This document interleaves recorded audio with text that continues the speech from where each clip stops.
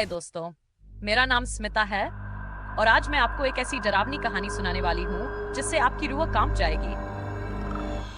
ये कहानी पश्चिम बंगाल के एक छोटे से गांव की है, जहाँ शादी का माहौल अचानक ही भयावह हो गया। गांव के लोग एक हंसमुख और सुंदर लड़की रिया की शादी के इंतजार में थे।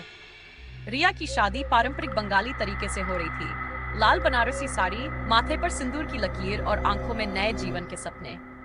पर कौन जानता था कि उस रात शादी का मंडप एक ऐसी घटना का गवाह बनेगा जिसे कोई भूल नहीं पाएगा। शाम ढलते ही मंडप पर अजीब सी ठंडक छा गई।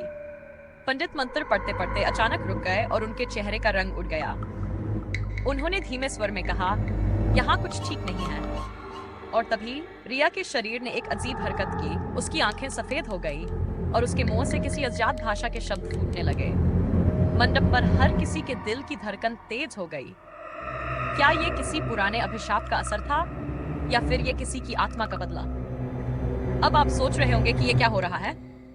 यार, शादी में ऐसा ड्रामा कौन देखना चाहता है ना? मंडप के एक कोने से किसी ने चुटकी ली, पर जल्द ही सबकी हंसी खामोशी में बदल गई जब रिया ने अपने हाथों से मंगलसूत्र तोड़कर दूर फेंक दिया। उसकी आवाज में एक भयानक गूंज थी, जैसे कोई आत्मा उससे बात कर रही हो।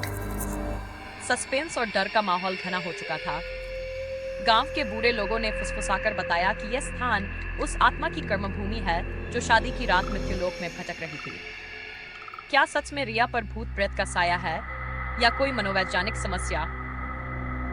ये सवाल सबके दिमाग में उठ रहे थे, लेकिन अगले ही पल एक चीख ने सबको सन्न कर दिया। रिया ने शादी के दीपक से आग पकड़ ली और उसकी आंखों में एक अजीब सी चमक थी। गांव के तांत्रिक को बुलाया गया और उसने एक रहस्यमय रीति शुरू की। वह धीरे धीरे बुदबुदाया, ये आत्मा इतनी आसान नहीं है, ये किसी के इंतजार में थी। पर किसके इंतजार में? कहानी में एक खौफनाक मोड़ तब आया जब पता चला कि रिया का दूल्हा समीर ही उस आत्मा का पहला प्यार था जिसे उसने पिछले जन्म में धोखा दिया था। रिया के भीतर बंद आत्मा ने समीर को एक चेतावनी दी थी और अब उसका बदला लेने का समय आ चुका था। अंत में समीर को अपनी गलती का एहसास हुआ, लेकिन तब तक बहुत देर हो चुकी थी। आत्मा ने अपनी प्रतिशोध की आग में समीर को खींच लिया और रिया अचानक शांत हो गई, जैसे कुछ हुआ ही नहीं। मंडप पर सन्नाटा पसरा हुआ था, सिर्फ दियों की चिमचिमाती लौ सच का गवाह थी। क्या आप यकीन करेंगे कि इस गांव में आज भी उस आत्मा की चीखें सुनाई देती हैं?